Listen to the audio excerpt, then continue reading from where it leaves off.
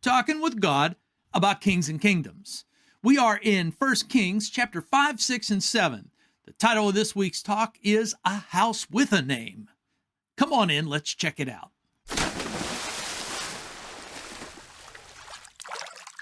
All the bubbas of the world, we got one mission in mind. Welcome to the Biblical channel. Always glad somebody is showing up. The Word of God is where it's at, brother. And in the Word of God, we move ourselves from the bullshit to the holy shit so that we can know our shit and shoot the shit with others so that we actually, represent God and actually get the most out of life that we can. That's our goal here at the Biblical channel. We're just a bunch of rednecks. We're just a bunch of hillbillies. Bubbas of the world is kind of our motto and our theme here. But as average bubbas of the world, you are the spotlight of God. You are just the kind of people that God is after. Doesn't matter color of your skin, doesn't matter origin of your country, doesn't matter about anything other than you.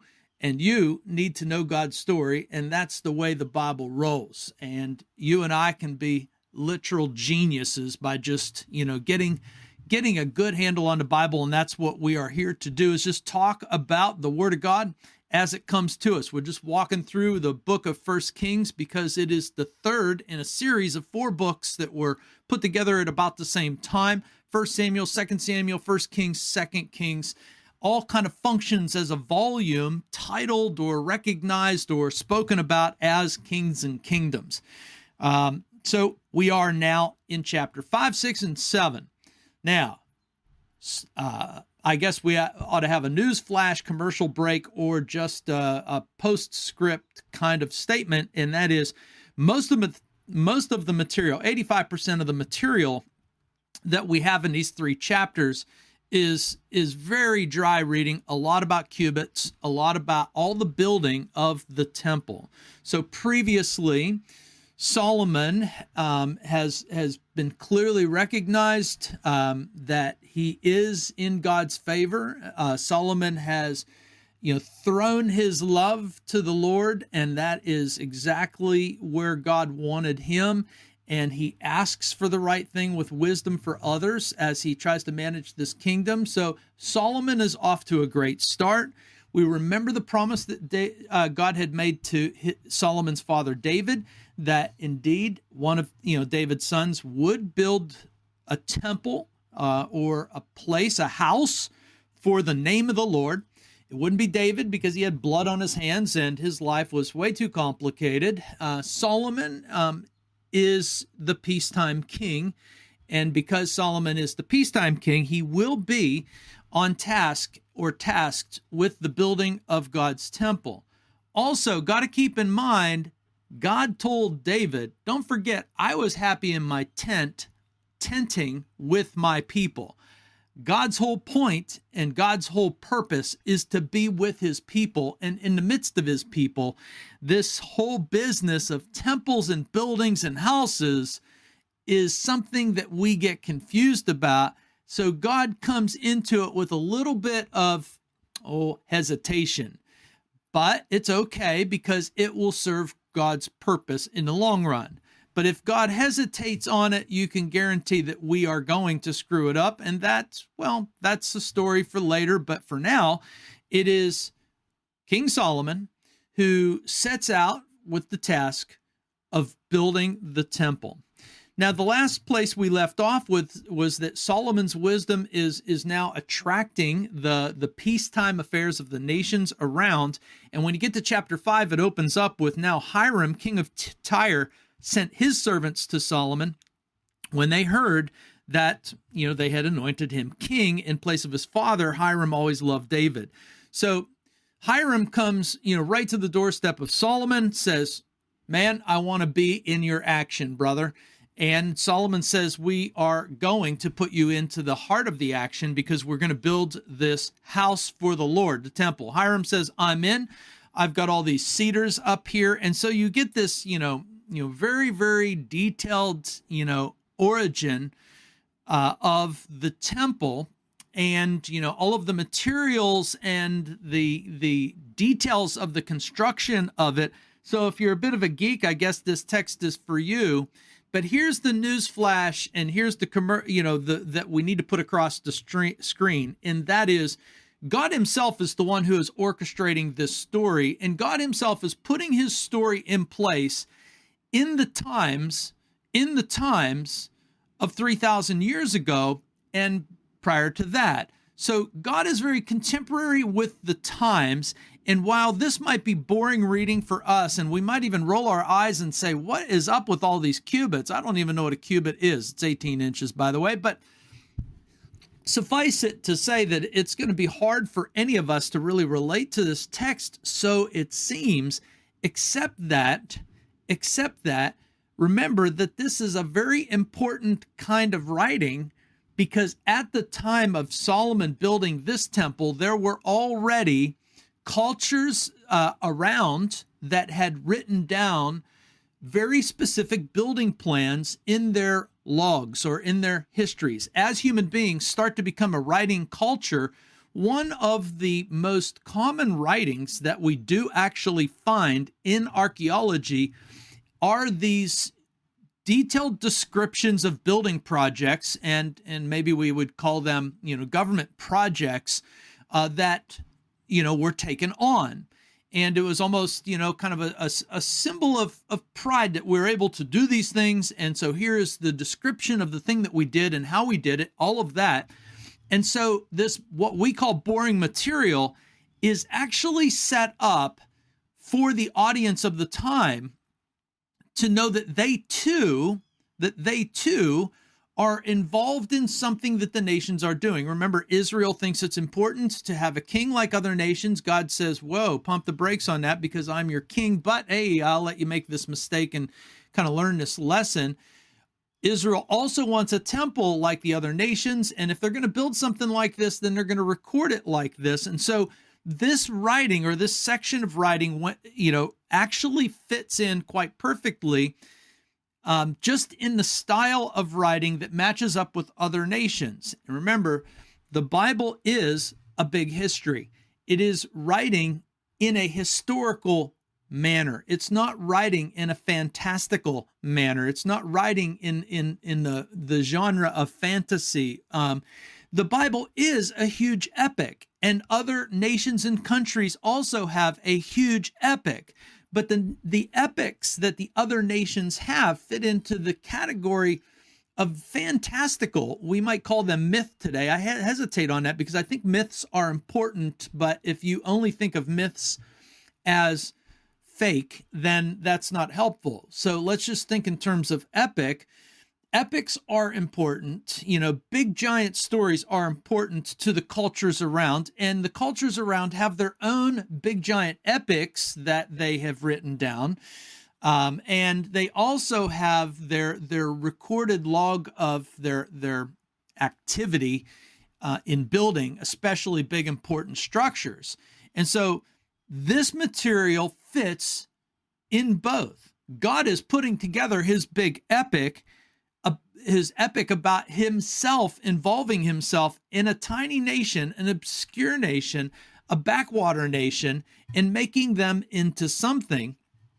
But he's going to do so in a way that is entirely congruent with what is going on in the times. This may not be congruent with our times, but it ought to be very impressive to us that this material fits with the times that it sits in 3,000 years ago. Also, the construction process and the construction goals, the size of the building and everything about these buildings that Solomon is going to build, it also fits in with the relative size and scope of the work that was going on around and in the times, and the way that it was done too. So what is very important in God's big epic for us is that he dumps in there a heavy dose of historical reality to us to make it clear that his big epic is not like any other big epic. Every other big epic is pure fantasy. We have Marmaduke, and how Marmaduke, goes to battle with some god and slays this god in a bizarre way, and then takes the body or the corpse of this god and makes the heavens and the earth out of it. That is not the way. I recommend you go back and look at our Genesis series. That is not the way Genesis works. That nowhere even close. This material here, it may seem dry to us, but there is a story going on too. There's some very interesting parts of this story. That's what we're going to dive in and get at. We're not going to read it all, but Hiram the king, good guy, good friend of the empire. He's an outsider, and so we also see that the desire of God and his wisdom is to be attractive to all of the nations so that they might come in and be a part of what Israel's doing, to be a part of Israel's God, to be in the same relationship that Israel is in with God. And that's always God's desire. So we roll down. Solomon says that he intends on building a house with a name, a house for the name of the Lord. So it reminds me of that old, what is that song? Anyhow, I was riding through the desert on a horse with no name. Well, here we go. Here we are in the Middle Eastern, we'll call it the high desert. And there's a house with a name being built. And this whole house motif is also, the big motif of what's going on. God is building a house. And when he's building a house, yeah, sure, we're going to look at the physical construction of a real life place. But we're also thinking in terms of concept. A house, think in terms of Games of Thrones. A house with a name is a house with a family name. And God is also building a house with a name, his own name. But a house with a name is about people.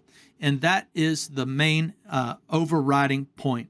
So Solomon says, I intend to build a house with a name, and so it goes. And all this detail about all the work that is done, Solomon gave to Hiram, and the Lord gave Solomon wisdom, just as he had promised him, and there was peace between him and Hiram.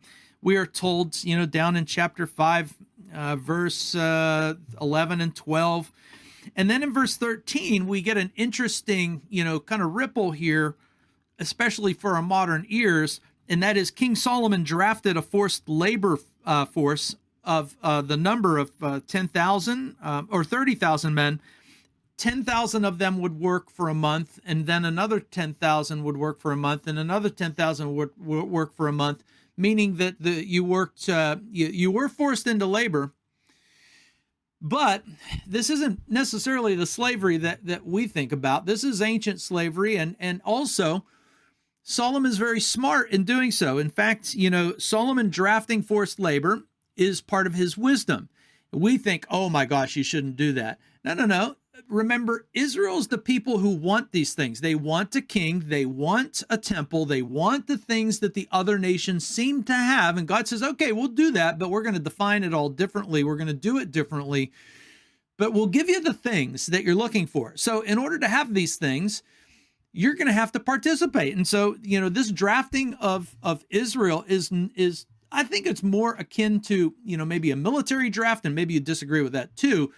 But you got to note the kindness involved here, that this is working 1 month on, 2 months off, 1 month on, 2 months off. And we would hope that it's temporary to get the job done, and then we can move on and everybody goes back home. Okay, so still not the kind of slavery that, should ruffle the hair on the back of our necks. Right. So God's wisdom is still at the center of this, and Solomon drafting a labor force, even though it's forced labor, is part of the wisdom. And, everybody's got to chip in and do their part. And so that's what's going on. So anyhow, that's that. The other thing that just catches my eye, because I'm a huge fan of Mike Rowe's Dirty Jobs, always have been. My kids have been in love with that show. I love work. I love good work. I'm a man that works with my hands as well.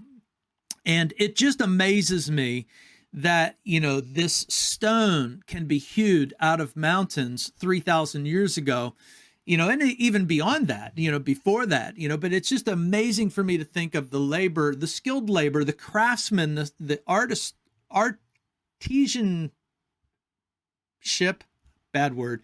Anyhow, you get the drift that goes on in the construction of these ancient buildings. It's absolutely phenomenal. It's absolutely interesting to just think of what it takes and the amount of labor to go chisel, perfectly sized blocks and slates and, table, and wow, it's amazing. Well, anyhow, that's the end of chapter 5. Chapter 6 rolls into narrative, meaning that now it's time to take a pause and do some story time. Because this isn't just about building temples. This is about the big story. This is about the big story and getting an update on the big story. Chapter 6 starts off with, in the 480th year after the people of Israel came out of the land of Egypt, in the 4th year of Solomon's reign over Israel, in the month of Ziv, which is the 2nd month, he began to build the house of the Lord. So once again, just some concrete reality and dates, building this picture that you're not reading a fantasy, you're reading reality, but you're also reading a reality that connects itself with 480 years ago. 480 years ago, God brought the people of Jacob, Abraham, Isaac, and Jacob out of Israel. 400 years before that, God had made a promise to Abraham. So what the narrator is doing is saying, this isn't just a temple story. This is a redemption story. This is a promise and fulfillment story. This is not just a temple story. The temple has a role in this story, but the bigger story is that of redemption. When God ended the slavery that Israel had gotten into, when he ended their bondage and he gave them the gift of freedom, the freedom to be in a relationship with the real God who made the world. Okay, so that was 480 years ago. A lot of time has gone by, and now they are in a sweet place. And what they are officially celebrating, really, by this temple building, is that they have officially ended their time of wandering. We remember that it took an unnecessary amount of time for Israel to even enter into the promised land because they had to wander for 40 years. But really, Israel has been adrift for 480 years. It has been a long time. And so this is actually a big celebration of them ending their time of wandering and entering into this time of peace where Solomon is now king. The wars are now over, so to speak. And peace is extended to all the nations around. And as the temple is being built, the gift of rest, which is a biblical theme that started in the book of Genesis, that God's big idea for his creation, especially human beings, was to enter into his rest. But because we think we know the difference between good and evil on our own without God, we, as human beings, did not enter that state of rest. Entering rest with God is always the goal. And so this temple being built is also symbolic of a great period of time where peace with the neighbors, peace with Israel, peace from wandering around is now reality. And this is a good moment. So it is God who has ended their bondage and brought them the gift of freedom. It is God who has ended their wandering and brought them the gift of rest. Will the people of Israel be able to keep this going? That's what we hope, and that's what we're longing for. So that's what the author is doing, is reminding us that this story is a redemption story. Then God speaks to Solomon in verse 11 and says, concerning this house, okay, say Solomon, concerning this house that you're going to build me, listen up. If you walk in my statutes and obey my rules and keep all my commandments and walk in them, I will establish my word with you, my covenant with you, which I spoke to David your father and to Abraham their father, and Moses, and I will tabernacle, I will tent, I will live amongst the children of Israel and will not forsake my people Israel. God intervenes to make it very clear to Solomon that this temple is not to be misunderstood. This temple is to be understood as God reaching into people's lives for the sake of dwelling in their lives. But if the people have no interest in obeying God's statutes, then this will all go away. The temple will go away. The land will go away. yada, yada, yada. That is the story. And so that's the tension in the story. Will they be able to just simply obey God's commands? Sounds easy. It is easy. Do they do it? I think you know the answer, but we won't dwell on that.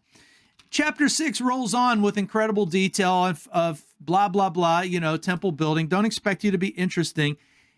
Chapter 6 ends with an interesting note. It took 7 years to build the temple. Chapter 7, as we have it, begins by saying Solomon built his own house, and his own house took 13 years. And his own house is quite bigger than the temple. Is that a problem? I don't know. It's interesting, though, right? It's more of that narrative tension. It's part of the epic story. When you read that, it took 7 years to build a temple 60 by 20, and it took 13 years to build a palace 100 by 50, it makes you wonder, like, oh, is Solomon going to lose the plot? I'm not sure, that we can just dive in and say yes at this point, although we know the end of the story, that he will. However, it's just part of that tension, like, oh, and then we get more tension because his own house where he dwelt in the other court back hall was like the same workmanship as the temple. And Solomon also made a house like his for Pharaoh's daughter, whom he had taken up in marriage. Well, that's interesting. Solomon gets a house twice the size as the temple. His wife from Pharaoh's daughter also gets a house double the size of the temple. It just makes us wonder what's going on here. That's interesting. And is this kind of the beginning of, well, something bad? Maybe, maybe not. In of itself, it's not bad. And it makes good sense that the palace would be, bigger than the temple. The temple has its function, it only needs to be so big. Anyhow, we'll just hold that in tension. I think, though, that the big message that takes place here comes in the rest of chapter 7. In the finishing of the temple, there are 2 pillars that Solomon builds, and these 2 pillars say it all. The two pillars' name are Talkin and Boaz. And if you ever joined the Masons, or if you joined the Masons and the Shriners, the name Boaz and Talkin. Okay, well, that's biblical. These are the 2 pillars of Solomon's temple. They're made of bronze, yada yada. That's not important, but it's the name Boaz and Talkin. The name Boaz means that he will establish, meaning God. God will establish. And the name Talkin, I'm sorry, I got that wrong. Talkin means he will establish. Boaz means in him is strength. Both of them are referring to God. So you have these 2 pillars of God as Boaz and Talkin, which if we just understood those 2 words, we would hear God will establish and God is our strength. That's the name of this temple. So you get that picture, that it's really not about a stone building. It's about a personal relationship of God that God establishes. And what he establishes is way more important than what we establish. And that he is our strength, not ourselves as our strength. Again, that's the picture that God wants to settle into the people's lives, in Solomon's lives, that this is a temple, but it's still about obeying me. It's still about being in love with me. Like Solomon had declared, I'm in love with God and all of his statutes. Well, God said, that is the heart and soul of this, getting people back into relationship with me, a relationship of understanding. The temple itself is then explained to be layered with gold, and it seems very gaudy, but let's remember that it's God that we're talking about here. So all of this gaudiness, is quite fitting, that we would, make something very pretty when it comes to God. So it's not a problem. And it's very understandable that you would have nice things in the service of God. And it also is a reminder that God is not against nice things. We can all have nice things. God is not against our nice things, but our nice things are like flashy little shiny objects, and we, like fish, start chasing, little flashy objects, and we get caught. We get caught up in them. So We aren't made to be cavemen. We aren't made to be troglodytes who, never advance. And that's another thing. Like, I get the impression from too many people of one side of our political bent that would have us, be cavemen or something like that, that they seem, I don't know. That's think about that for a second, though. Whether it's God right here accepting the lavishness of this temple as perfectly acceptable, and even Solomon's temple or palace, and the palaces and people themselves are allowed to have opulence in their lives, they're allowed to have nice things. We're not meant to be cavemen. We are meant to grow. We are meant to have nice things. It's okay, but don't let them become a distraction and think that that's what life is all about. Okay, now, Chapter 7 just ends with lots of details, and let's now take a big look. And how does this fit into the big story? Well, to see how it fits in with the big story, we have to fast forward to Jesus. And remember the famous episode, which The Chosen has just put together, where Jesus comes into the temple and he basically says, you know what? This place ain't going too well. It's not going like my father had intended. Nobody gets it. And if you destroy this temple in 3 days, I'll rebuild it. If you destroy this temple, I'll rebuild it in 3 days. Okay, this ruffles everybody's feathers. What does Jesus mean? Well, Jesus ends up being crucified for threatening to destroy the temple. Does this also sound like the kind of ridiculous political, entertainment that's going on these days? That the same people that say that they are the most loving people are seemingly willing to kill you if you don't hold their position. Anyhow, Jesus is going to be killed for threatening to destroy the temple. A stone temple, mind you, the second, not even the first, okay. How is he going to do that? He's not going to do that. But Jesus' point is, you've missed the point of the temple. That was God's warning. Don't miss the point of the temple. And the point of the temple is for God to dwell amongst his people. And so when Jesus says he's going to build this temple in 3 days, we know now what he means. He's going to rise from the dead in 3 days. And the temple of God is none other than himself. You see, Jesus still has Solomon's temple in mind. But what Solomon has, or what Jesus has in mind, is the ideas that God had given to the people of Israel and Solomon about the temple. And that is that the most important thing is to establish ourselves in relationship with God, where he is the establisher and he is the one that makes things happen, and that he is our strength and that he is our source. Jesus does not spare the language of, if you love me, you will obey me. It is the same idea here that God is telling Solomon, if you love me like you say you do, then you will obey me. If the people of Israel love me, then they will obey me. Jesus is talking about the same thing, and he is going to let the temple go because he himself is the temple. He is the temple. Ladies and gentlemen, Jesus Christ is the temple of God. He is the house with a name. The house with a name is Jesus Christ. And Jesus Christ is building that kind of a house that holds people that take on the name of Jesus Christ. And so, yes, he is the name of the house of God. He is the Redeemer bringing us to freedom. He is the one who will bring us rest. Remember how Jesus said, I am Lord of the Sabbath. I am the Lord of rest. If you want rest, come to me. If you come to me, I will establish you, and it will be my strength that you can see in my rising from the dead that will establish you. The house with a name, my friends, Jesus Christ. And this passage here is rocketing towards Jesus, and we'll get there eventually in hundreds of years. But for now, catch you next time.